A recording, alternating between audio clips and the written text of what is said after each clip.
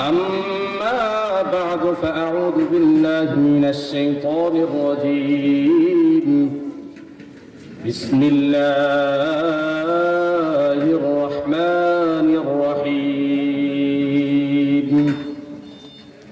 يا أيها الذين آمنوا ادخلوا في السلم كافة ولا تتبعوا خطوات الشيطان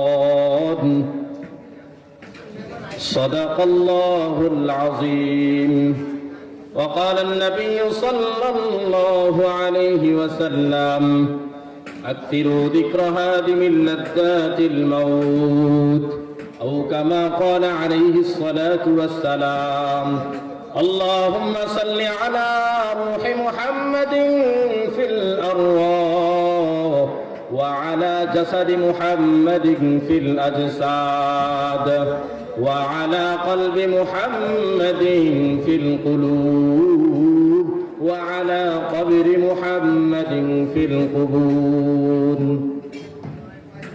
আল্লাহ তাআলা দরবারে লাখ কোটি শুকর ও সুজুদ যে মহান আল্লাহ তাআলা আমাদেরকে পবিত্র আসরের নামাজ জামাতের সাথে পড়তে পেরে এমন একটি দিনই মজলিসে বসার আশার তৌফিক দান করেছেন।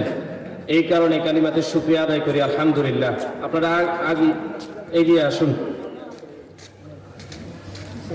ঈমান ও ইসলামের উপর যে থাকবে দুনিয়াতেও শান্তি, আখিরাতেও শান্তি। ঈমান ও ইসলাম একটা পরিপূর্ণ ধর্ম। ইসলাম ধর্মটা পরিপূর্ণ।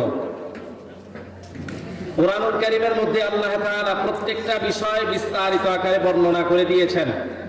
যদিও কোরআনে কারীমের মধ্যে মৌলিকভাবে বিধিবিধানগুলো আলোচনা করা হয়েছে, নবী আলাইহিস সালাতু ওয়াস সালামের ব্যাখ্যার মাধ্যমে প্রত্যেকটা বিষয়কে আমাদেরকে জানিয়ে দিয়েছেন।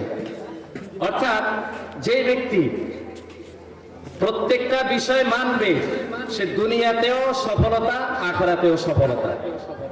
কিছু মানুষ আছে যারা বলে ধর্ম এটা ব্যক্তিগত জিনিস, এটাকে সামাজিক জীবনে টেনে আনা ঠিক নয়, রাষ্ট্রীয় জীবনে টেনে আনা ঠিক নয়, এটাকে বিভিন্ন পদে টেনে আনা ঠিক নয়। বিভিন্ন মানুষ বলে ইসলাম ধর্মটা হচ্ছে পরিপূর্ণ ধর্ম। যারা এই বিশ্বাস স্থাপন করবে তারা এরকম ধারণা পোষণ করতে পারে না। কোরআন সম্পর্কে আমাদের যে ধারণা সেটা হচ্ছে কোরআনুল কারীমের মধ্যে আল্লাহ তাআলা প্রত্যেকটা বিষয় মৌলিকভাবে আলোচনা করে দিয়েছেন। তাই আমাদের যারা প্রত্যেকটা বিষয় মানবে তারা হবে পরিপূর্ণ ঈমানদার। আর এরকম পরিপূর্ণ ঈমানদার হওয়ার ক্ষেত্রে আমাদেরকে তাকিদ করেছেন